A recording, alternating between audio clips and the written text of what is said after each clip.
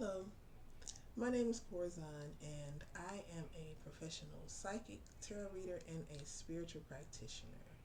I help people to gain clarity in a lot of topics, but one of the things that I absolutely love to help people with is learning how to love themselves, learning how to evolve and self development, and also those who are walking away from religion, helping them to stay gone, not allowing those thoughts that were programmed into said person to cause him to go back. Because honestly, when people walk away from religion and they try to go back, it doesn't work out the way that they want to, and sometimes it causes a spiritual psychosis. And that's not to say that some people who have left church and went into spirituality haven't had their own spiritual psychosis themselves, because that happens. In fact, if we're just being honest, you have a point on your spiritual journey where you do go a little crazy, but you have to be able to know that thin line. And that's what I'm here to do, to help people to know their thin line so that they don't allow, you know, that crazy moment to either send them back into religion or to make them turn some other spiritual system that they have gotten their hands on into another religion. Now, with that being said, on this channel, along with me doing my readings for the general public, I will also be reviewing shows that I feel like are aligned with spiritual growth. And one of the shows that I'm going to start with, and this is actually me reviewing episode one, is The Sopranos. Now, when I was beginning my journey of me um, looking within myself and seeing the things that I needed to fix and pull myself out of victim mode, The Sopranos helped me to do that. And so, after watching it over and over again and seeing how every episode had a meaning that could help with someone growing and changing themselves for the better, I said to myself, I'm going to have to do this. I'm going to have to use this as a way to help people and to even remind myself, because it's a everyday journey. You changing yourself and, you know, tackling those negative thoughts that come in. All right, so now that I let you know who I am, what I'm doing, and we're doing The Sopranos, one of my favorite shows. There are a lot of shows that I used to watch that I no longer watch now because of my self development, but The Sopranos is not one of them, nor is The Twilight Zone. It's probably going to be another show that I do. Now, I know that a lot of people have reviewed The Sopranos because The Sopranos is a very, very, very, very popular show. But I don't care. This is coming from my perspective. Okay? All right, so let's start with episode one.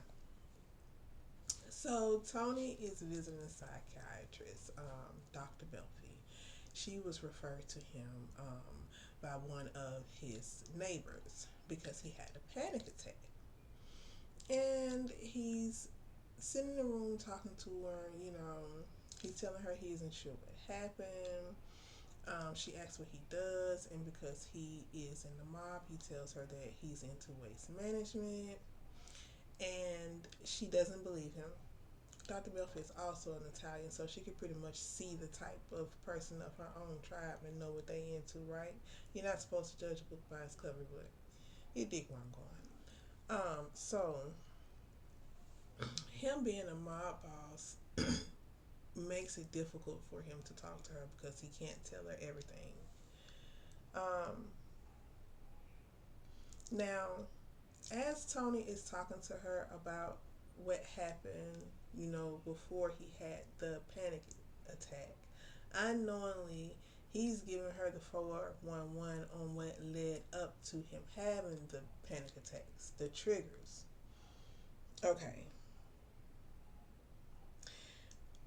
the one thing is that he feels like he has moved up in power in in the mob gang, because it's coming close to an end.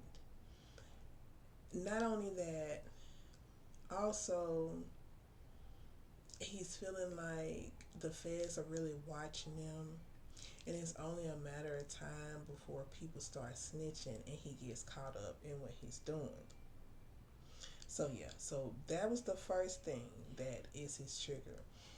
We don't really, because of the horrible things that they do, we don't think about how it could stress someone out to be in the mob, or because they have to do things like sometimes murder people that they truly love, and in order to like keep themselves from going to jail. And we don't really get into the mind of people who do that type of stuff because it's such a horrible thing, right? But you, with it being a way of life for them in their circle of how they make a business. Like that's something that you're consistently thinking of. These people go to sleep and they think about the things that they have done.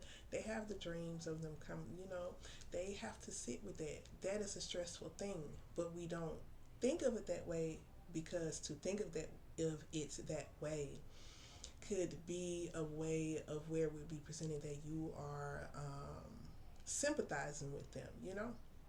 But this is just more so about human behavior.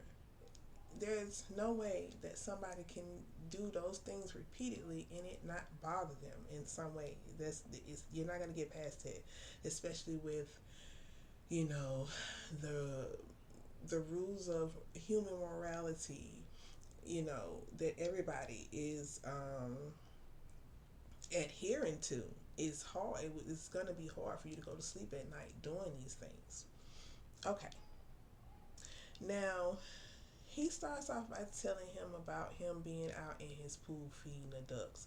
And right here, we are introduced to his daughter, Meadow, his son, Anthony Jr., and Carmilla, his wife. Now, Meadow's friend Hunter is also in the scene. Um, Carmilla is a bird, and the term bird, it can apply to anybody, but she's a bird. You can tell that's the reason why Tony married her is because she was a bird, and she was just one of those Italian girls who was looking for somebody who was in the mob, like liking that to the girl from the hood who is looking for her baby daddy who's a drug dealer. This is Carmilla. That's what she wanted. She was looking for her mob husband. That you could tell that's how she grew up. Even though when you meet her parents, you know they don't come across as if they wanted her to marry that way. They came off like they wanted her to marry somebody who was totally opposite that, and she just was a bird brain. Anyway, also before I get back to Tony, I want to talk about with Carmilla is that because she's a bird brain and because she allowed herself to be married into that life, and because of the generation that she comes from, which is like kind of like the ending of like women marrying men for money, because women were starting to, as the generations went on, past the 70s and the 80s and the 90s, women started making a life for themselves and didn't need a man to do this. And you see, Carmilla is also in that generation where it was ending and where they were young enough to see the transition. So now she's a little bit older and she's looking over her life and she's like, well, I wasn't able to do those things. Now she got her daughter who is spoiled by her rich father who can live that life if she chooses to. She doesn't have to marry a man for money. There's more options for her. There's a little bit of jealousy there, and because she isn't able to live that life herself, she tries to live it through her daughter, and I will point that out a lot. I will point it out every time I see it. Okay, so Carmela says something to the effect to Tony after he comes in the house from feeding the ducks and trying to get his children to go out there with him and be as excited as he is about it. She says something to the effect to where we know that he is a cheater and duh, he's a mobster. That's just like duh, he's a drug dealer. Okay, so he then goes on to explain what he does after he leaves the house. And this is when we are introduced to we're introduced it. We are introduced to Christopher, his nephew, and he's telling her that they're going to, meet up with a guy who, or better yet, look for a guy who owes him money. And so Dr. Melfa stopped him and she's like, hey, listen, we got our confidentiality thing going to where I can't tell people what we be talking about in here. However, if you tell me about you, tell me something about somebody getting hurt, I have to contact the authorities. So he was like, oh, okay, well, we just went and had coffee. But in reality, Christopher is in his new car and they are chasing after this guy. And they run into like this building that's like an insurance company, if I'm not mistaken. And they whoop old buddy butt because they want that money. Okay. So after that, um, he talks to her about them going to Satriel's. So they go to the pork store, and this is like his office front for him. So this is when we are introduced to Polly and Pussy Bumping Sarah. Now, throughout the rest of the show, I would just be calling him Pussy. But because of the theme of this episode, I have to make a difference known because there's another Pussy that's attached to a story that I'm about. Well, that's attached to a scene that's about to come up. Okay, so he's talking to Pussy and Polly and Christopher, and they're talking about this issue that they have with there's some type of European. Um, I don't want to chop and screw their name up, but there's an issue going on, and so it's like an issue to where they feel like they done did all they can do, and now it's time for somebody to get wet. So Christopher was like, I'll handle it, and Tony was like, you sure? Because this would be Christopher's first hit. And he was telling him like, man, this ain't just, he didn't say it verbatim, but he was like saying like, this ain't like me sending you out to go and rob somebody or something like that. This the real thing. Are you ready for it? And Christopher, who is so ready to be made, he's ready to do this. So he's like, yeah, I got it. Okay. So then Sylvia walks up. We're introduced to him. And what Silvio is about to tell Tony, excuse me, is the second reason for why he has panic attacks, or that led up to that panic attack. And it was about his uncle Junior wanting to whack Pussy Malanga at Tony's best friend Artie's restaurant. Now, Artie's restaurant is it was given to him from his father, and I think maybe his father's father may have had it first. So it's like a family heirloom, and he doesn't want to. He don't want his best friend to lose customers due to somebody getting killed there, because I mean somebody get killed in a restaurant or something somewhere people typically don't want to go back because they don't want to get killed. So in the next scene, after Silvio tells him about that, him and his nephew, they go to Artist's restaurant. And he's talking about how much he loves his uncle. But, you know, outside of him being aggravated because he's trying to plan a hit at his homeboy restaurant, his uncle says something that stuck with him, and this is something that's going to come up again as seasons go on, and it's something that also comes up in the movie that's associated to the Sopranos. I think it's called The Saints of Newark, and that movie is about how Tony ultimately got to where he's at, about his childhood. But he said that and this is not verbatim, but he said that his uncle told his girl cousins that he would make a varsity team, which is the implication that Tony was not very good at sports, and his ego is very fragile. Tony, you'll see that as I talk more about it throughout, as I talk about more episodes. But that really bothered him. It really bothered him.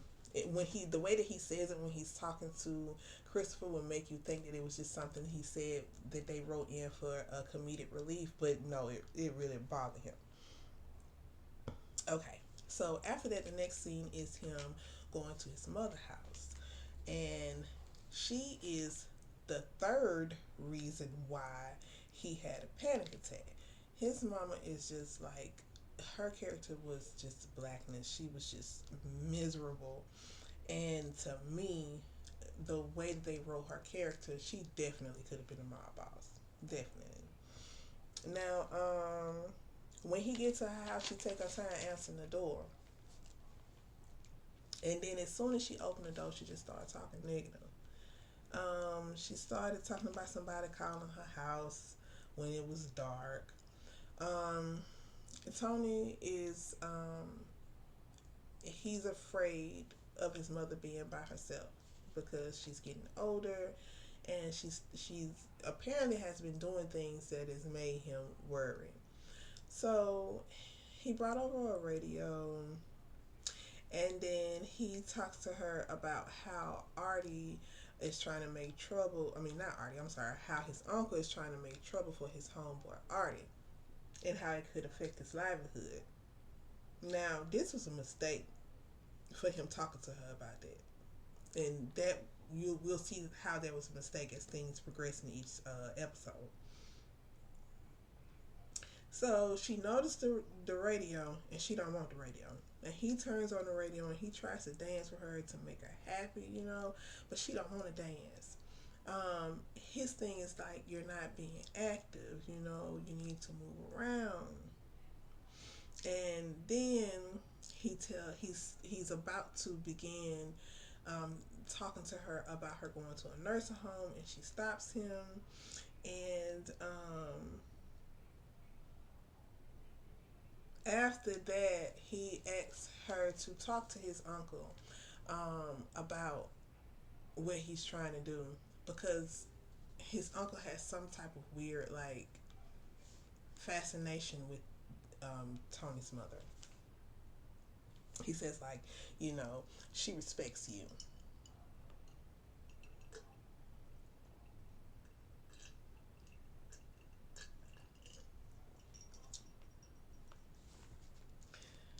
Okay,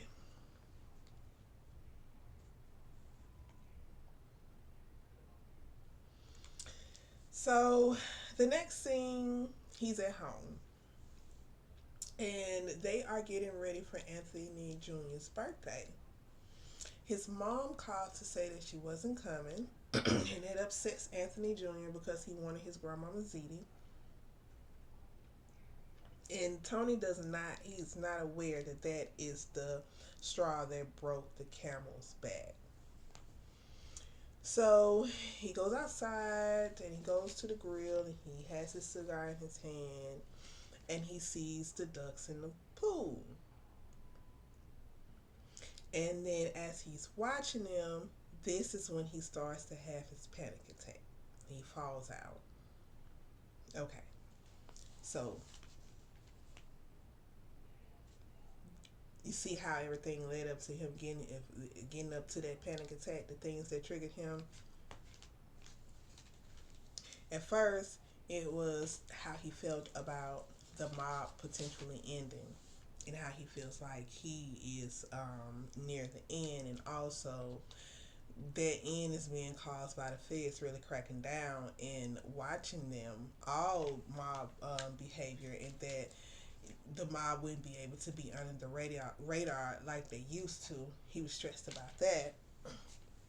Then he received news that his uncle wanted to um, whack Pussy Malanga in his homeboy Artie's restaurant, and he does not want his homeboy to lose his income. And also, he knows that that restaurant is a part of his friend's family's legacy, and he doesn't want that to happen. Then he goes and visit his mama, who is just miserable, and he is trying to get her to be active and to be at family events, But then she decides that she's not gonna come after already being negative to him when he's coming by to do something nice for her. And he's not able to express his emotions about how these things are affecting him. And so what happens? The body speaks. So in the next scene, he's in the hospital and he's getting a test done. But before the test starts, him and Carmelo get into an argument about his other women. And listen, yes, he's a cheater. But while we are in a hospital, I think maybe that's not a topic that we should be talking about. I just passed out.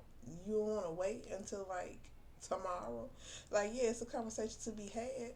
But right now, and then he goes back at her about the priest who is always at the house and who she's always doing something for. Um, and which is was a that was now Tony really didn't have any room to talk. Really, really, really, really. Even though I'm calling Carmilla a bird, she really had a right to have a side piece somewhere. She really did, because Tony was something else. So he told her that her connection to him is almost the same as his connection to his what they call Gumars. That's what they call side pieces, Gumars. And she was like, no, because the difference is you're going to hell when you die. And this, her saying this is going to resurface again, I think, in season 5 at one of the best episodes with some of the best freaking acting ever from him and Eddie Falco. I hope I'm saying her name right, but Shawty knows she can act her butt off. Even though I think she was a bird, she played a bird on this show. She is still one of my favorite white girl actresses. Seriously. Um, I know how to separate the art from the person, unless the person is doing. Anyway, so yeah, she said this to him, and now, from a religious standpoint, I am not religious, but from her being a religious person, this would be something that other religious people would say would be justified. This is why I'm so glad I am no longer religious, because that's something to say to somebody. Okay, so the next scene shows Christopher doing his first hit. He's in Satriel, and he's amping himself up to do it by doing karate and whatnot. And in the scene, I love how the pictures go off to the different mob bosses. You know what I'm saying? Because it was like, to me, it was like a symbolism of it being his first hit, everybody's first hit. His influence. So I always thought that was dope. So he does what he has to do. The dude come in and he does what he has to do, and he feels like he's accomplished now. He felt like he was so accomplished that he felt like his first hit should have got him made. But being made is like any other, like, any other system where you have to be a baby, go to elementary school, go to middle school, graduate from high school, you know. But he wanted to quit. But I'll talk about that, of course, in other episodes. So after that scene, Tony has a meeting with his uncle. Now, at the moment, Tony isn't the boss, he's acting boss. His homeboy, Jackie, is actually the boss. But even he was an acting boss, because there was a older guy who was really the family's boss, who was serving, I think, a life sentence in jail, and he was old. I forgot the name of the guy. But Jackie was supposed to be acting in his place, or they were saying so to keep the heat off of Jackie. But Jackie's been sick. He has cancer, so he hasn't been able to do things. So Tony's been doing them, and see, Uncle Junior don't like that, because for one, he's Tony's uncle. Um, he feels like, you know, just based off of seniority, he should be the one who's acting boss. And so the reason why his uncle is moving the way he is because of his ego. Tony is talking to him about him wanting to do the hit at his best friend restaurant, and his uncle is telling him, well, this is where Pussy Malanga feels the most comfortable at, and so this is where I'm going to do it. And basically was with the attitude of, and I'm your uncle, you don't tell me what to do. That's basically how he was coming across, like, that's why I want to do it there. I'm not gonna not do it there. How dare you come trying to tell me what I should be doing? He don't say that, but that's his tone.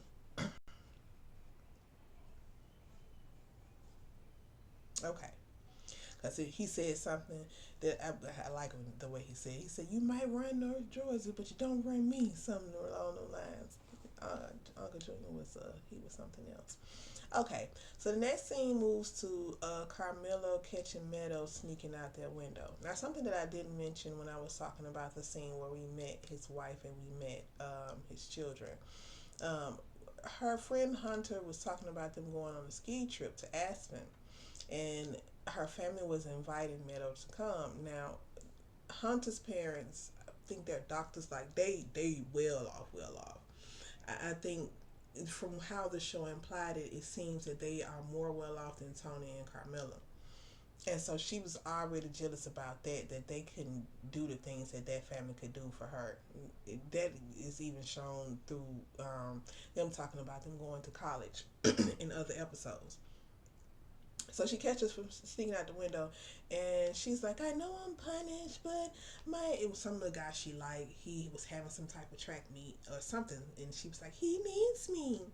And she was like, "Oh no, you're not on punishment. You're not going to Aspen." And to me, I felt like that was her being jealous of the fact that her daughter had an opportunity to go to Aspen and she didn't when she was a kid. Because that trip was supposed to be far off. That means there was enough time for you to punish her before that happened. You just didn't want her to go anyway, because it's not something that you could do, and it had nothing to do with her feeling like she'd be safe or any of that. It had everything to do that she was jealous of that girl. So, all right. So Tony is talking to her about all this, mind you, and Dr. Melfi can tell he is deflecting.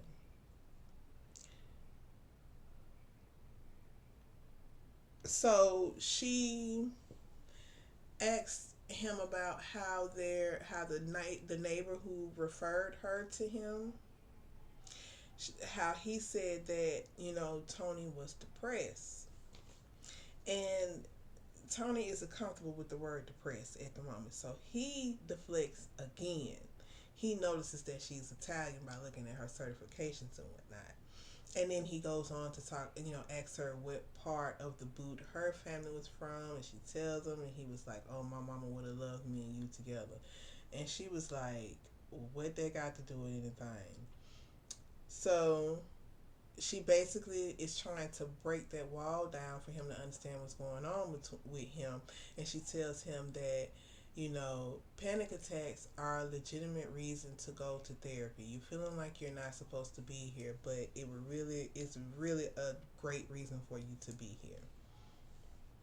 And then Tony starts going on this rant about how the world is weak, and how they have to sit with people and eject their emotions to them, and he asks what happened to the strong silent types like Gary Cooper, and how he wasn't in touch with his feelings. Gary Cooper, that he just went through life. But I'm pretty sure that this Gary Cooper was probably having ulcers in his stomach and all types of other things because he wasn't dealing with his feelings. You have to deal with your feelings. You have to deal with them. You have to deal with them, or they will deal with you. So he finally, after Dr. Melfi is pretty much giving him the energy of whatever, bro, he finally admits that when the ducks stopped coming to the pool is when he noticed he was depressed. Now, in the next scene, Christopher and Pussy Bump and Sarah are getting rid of Chrissy's first clip person. And Pussy is upset because the place that Chrissy chose is not a good place. He wants to put it in a garbage container that is associated with how Tony is able to tell everybody that he works in waste management. And he was like, bro, this is not cool. I think that we need to put him somewhere else, somewhere more ducked off. And so that's what they do. So Tony and his family takes his mother, excuse me, guys. Tony and his family takes his mother to see a senior living home. And his mama makes a big fuss because she sees, in the middle of them showing her the place, she sees the nursing home wing for the people who are older and can't really move around. And so she is talking about, oh no, y'all ain't finna put me in here. Ain't no way I'm staying here. I'm not staying here. I'm not staying here. And Tony is trying to calm her down, but then he goes into having a panic attack, and then he pass out. Okay. Now, um, he returns back to Dr. Melfi because the last time when they was talking and she was telling him about the ducks, um, he got upset because she was making um, a correlation with the ducks and how he felt about one of the reasons that caused his panic attack, and that's his mama.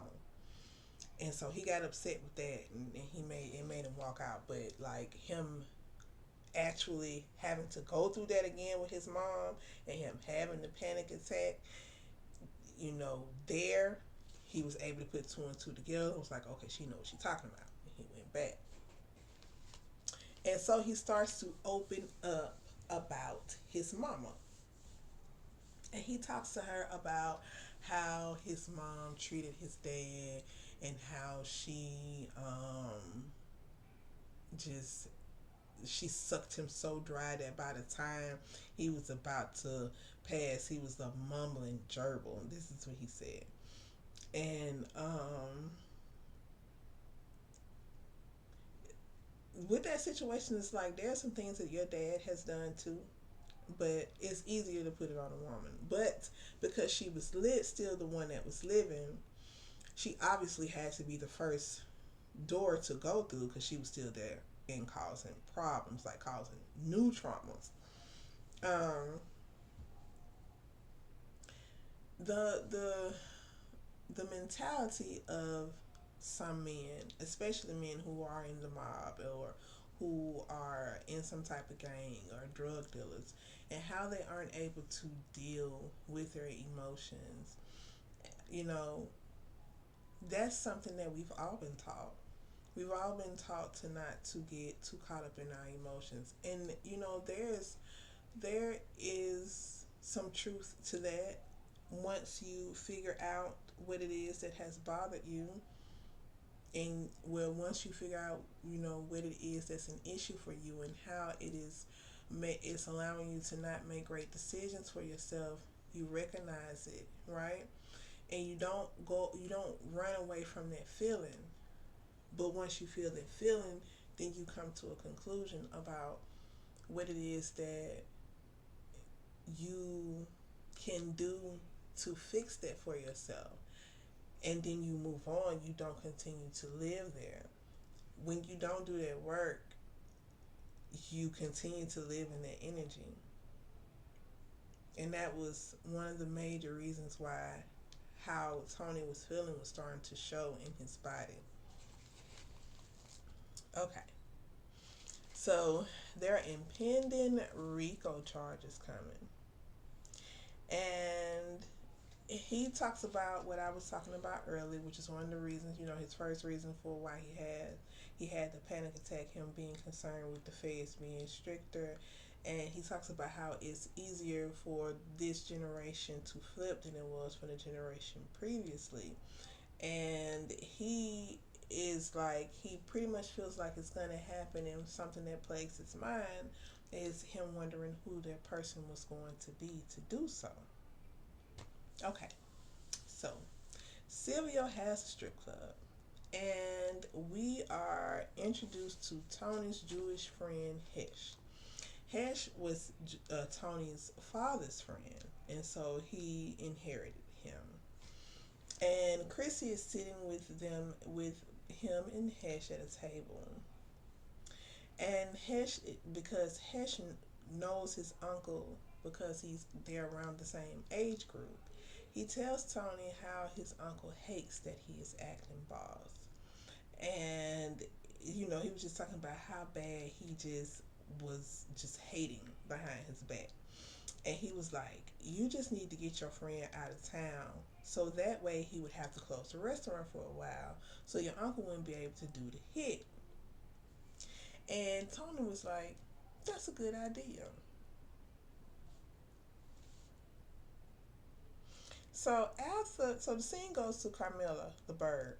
And she goes into her daughter's room and she invites her to go to their annual lunch and tea outing. Now Meadow is still mad at her. And so she don't want to go. Now these are they Meadow and Anthony Jr. were some disrespectful children. And she just goes, she just tell her mama like, I ain't been liking to do that for a long time. I don't want to go. I'm not going. And but for me, this speaks to what a lot of parents do, and something that I check myself from doing as a parent. Um, when your kid is upset with you, trying to force them to go out and do something with you, fun, trying to do something fun with them afterwards, I feel like um, it's manipulative. Sometimes parents do it without knowing it, which is why I check myself. But you do have to understand that your kids have emotions, and you can't expect them to turn them off when you want to. If you discipline them and they are upset with you, you just need to give them the time to be upset and allow them to come out of it in their own time.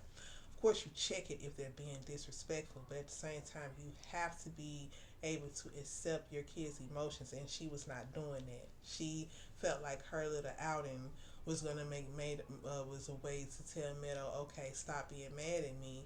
But because she also isn't a good parent when it comes to disciplining, because her disciplining comes more so from how other people will think of her, and also based upon her own, you know, her life and how she would want things to go, it's not hidden.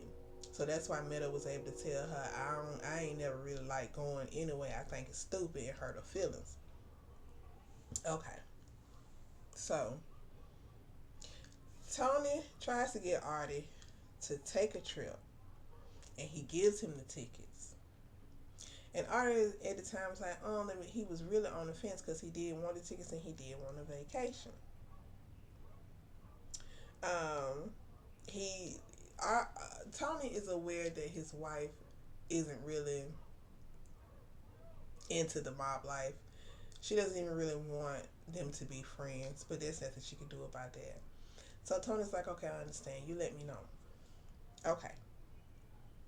So, Pussy Papa Sarah and Hesh, they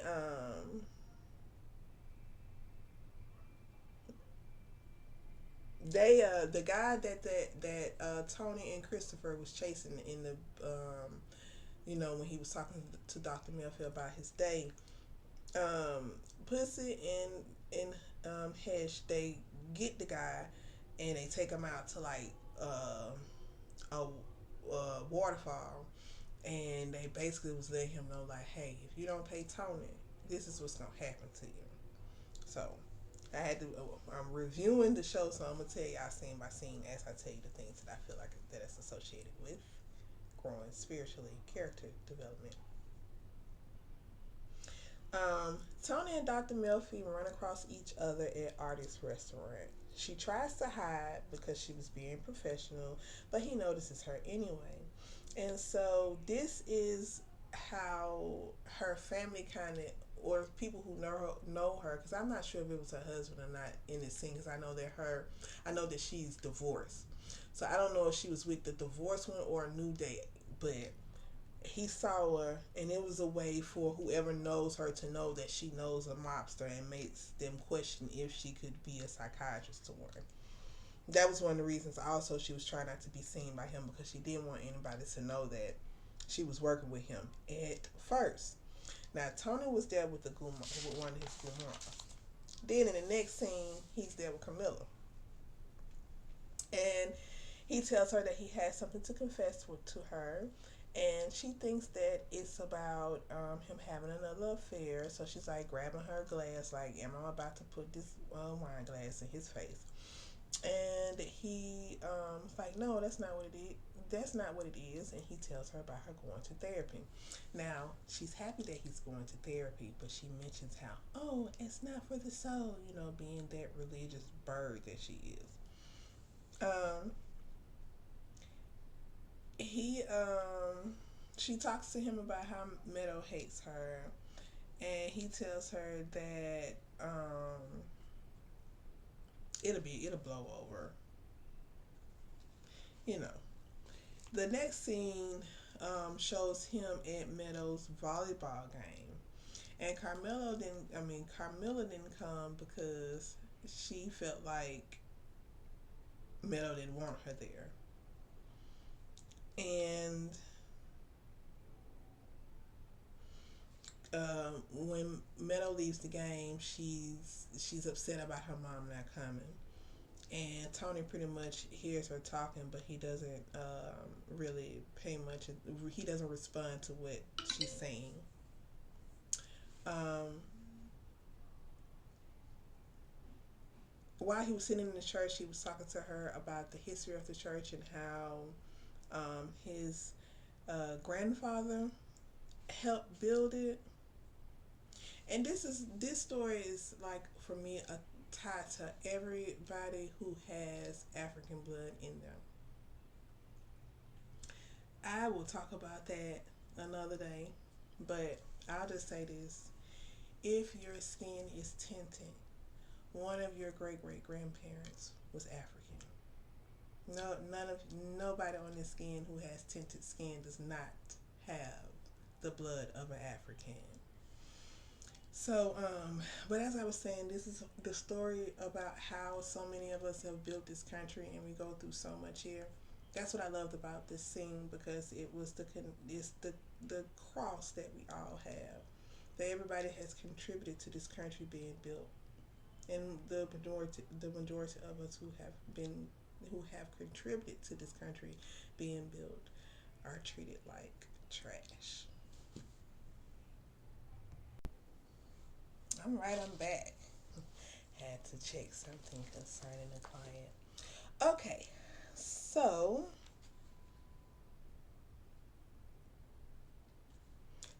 I was talking about how the he was talking to her about the church and how his grandfather helped build the church, and I love the connection between all of us in America, us coloreds. Okay. Um, Now, something I didn't mention before, that while they were at the game, Sylvia was there, because Sylvia's daughter goes to the same school as Meadow, and she's also on the volleyball team. And they talk about what's going on with Junior wanting to have the hit at Artie's restaurant. Ooh, excuse me, y'all. Well, maybe I keep it like this for a second. Okay. And so um, Sylvia was like, "Well, I think one thing that we could do is we could burn the restaurant down, and that could keep him from that could keep him from trying to burn it up." And again, Tony was like, "That's a good idea. I think that's a good idea." Okay, so at his next session with Dr. Melfi, um, he talks about the medication that she prescribed to him, because she did prescribe him some Prozac, And he felt like because the medication was working, he didn't need to come back because she was like, she was getting him to get in touch with his feelings, and he didn't like that. So she told him that, first of all, it takes time for the medicine to work. And it was actually him talking to her that was helping. You know, that's what was helping him to feel relief. Now, after this, it shows, um, I believe, Silvio walking away from Artie's restaurant and it catching on fire because Tony decided that that was the best decision for him to do, was to burn down Artie's restaurant. Um,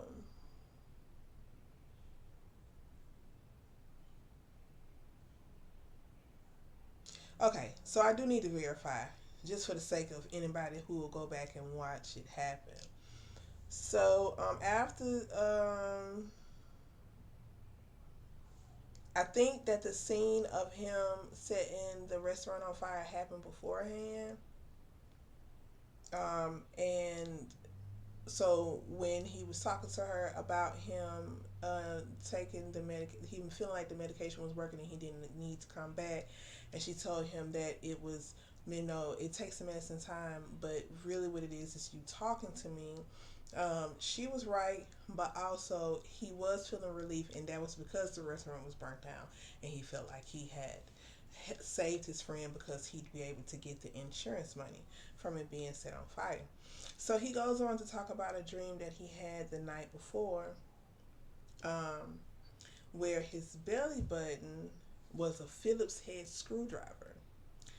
And when he was working with, well, his belly button was a screw.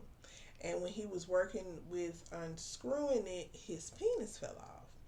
And he said he picks it up and he's holding it, running around looking for a mechanic who used to fix his Buick to put it back on. And then a bird comes down and uses his beak to take it away. So she asked him what kind of bird it was. And he said that it was a seagull. Seagull. So she makes a connection between the dream and the ducks in his backyard. And she talks about how the ducks made him sad by leaving. So he took that as a way of her saying, well, oh, maybe the connection to me and the ducks is me concerned about losing my family. Um, and he was talking, because his reasoning for saying it was because it was a female duck that was there and she had her babies there. So that's why he made that connection. But it's actually much deeper than that. And she'll go on to explain it a little bit more, and I'll explain it more there. So the next scene shows Artie distraught about his restaurant being destroyed by the fire. It was, and like I said, it was in his family for a long time. So it for him at the moment, it wasn't even more so the money. It was more so that building being in his family for so long. Now, after that, Chrissy is in his feelings because Tony didn't give him a pat on the back for his first hit. Um, and Tony slightly apologized to him about it. But Chrissy goes on to say that, you know,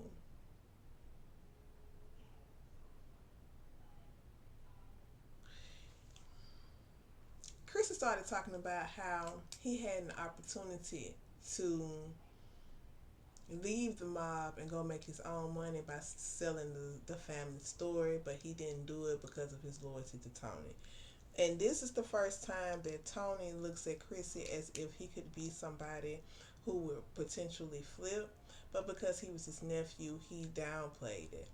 And this was not pertaining to how mob life go. This wasn't really a smart move for Tony because as the seasons go on, you know, Christopher does do some slick shit. Um, but because Chrissy was the son of Tony's mentor, who the Saints of Newark, that movie is mostly about his mentor, he felt like he had an obligation to him. So this is one of the reasons why he couldn't see that he was making a mistake. Okay. So in the next scene, and which is the final scene, Tony's mother and his uncle are on their way to Tony's house, and um, Tony's uncle Junior is complaining to his mother about how Tony is moving and how he doesn't like it. And he was lying and saying that some other people were saying, well, why don't you take a larger hand in things? Basically saying, well, why aren't you the acting boss right now?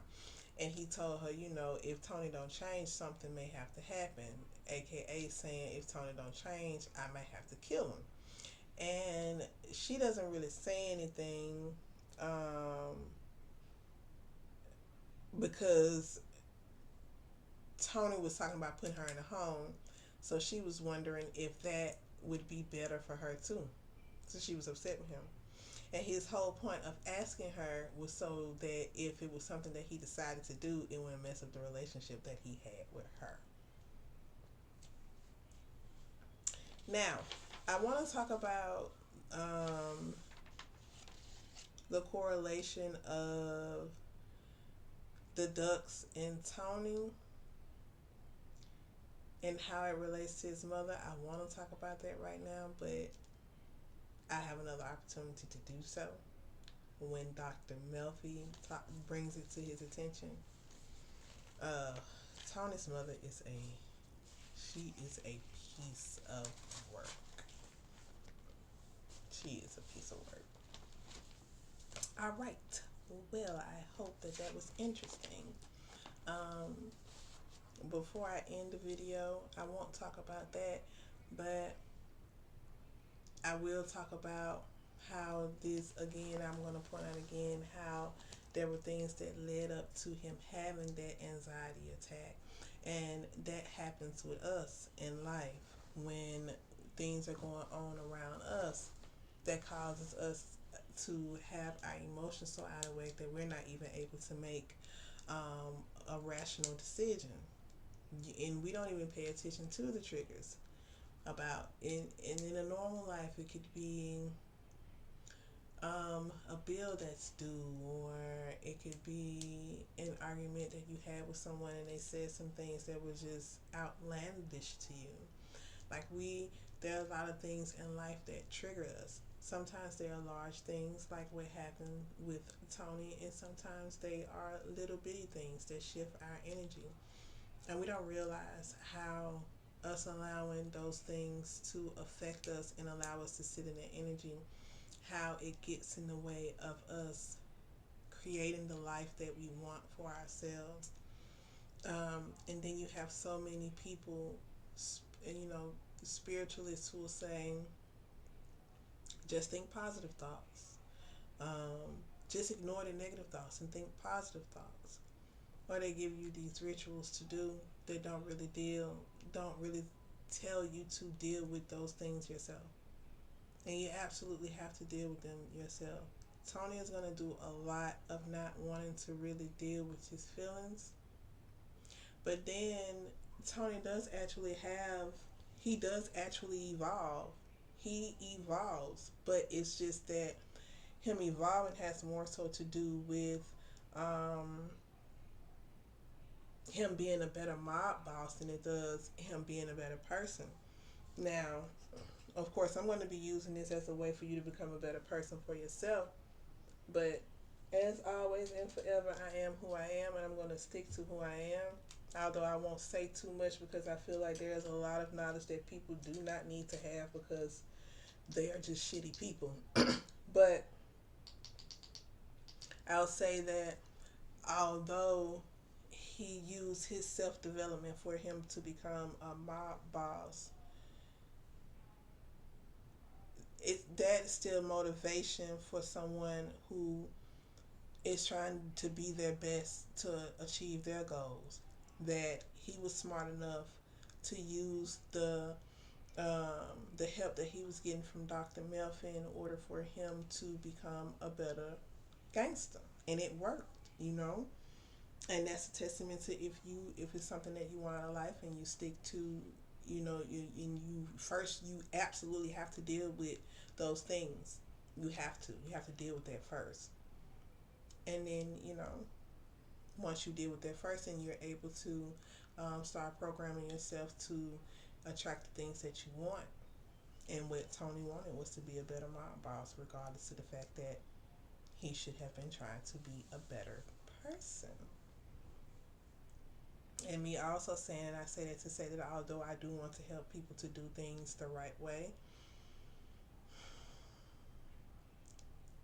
I don't spend my time putting a lot of my energy into people who use this knowledge and they do things that we would consider to be morally wrong. I don't concern myself with that because first, it's something that I cannot control. I can't control what someone else is doing. Just even with me doing this information, this should just simply be a tool for you.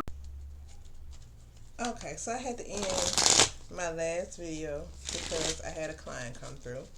Um, but um, but to finish up the video, I was just talking about how you have to deal with the things within you. You know, you have to deal with what's bothering you and work on that, and be honest with yourself about the things that you see. And this is something that is not something that you would necessarily have to do with other people. You know what I mean? Sometimes people are healing and they like to talk to other folks about what they're going through.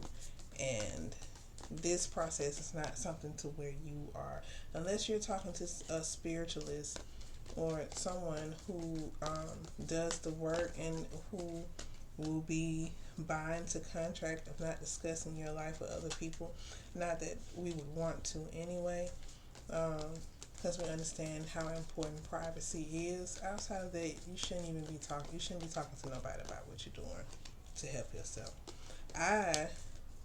Although I love to do what I do, I love to help people. I still will encourage people to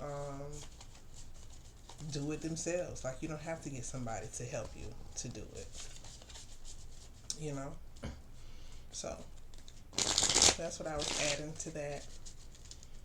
Is that, you know, you got to work on the things you're not supposed to live in the emotions, but you definitely need to deal with them and why they are there, or they will continue. They'll continue to plague your life. They'll continue to get in the way of you growing.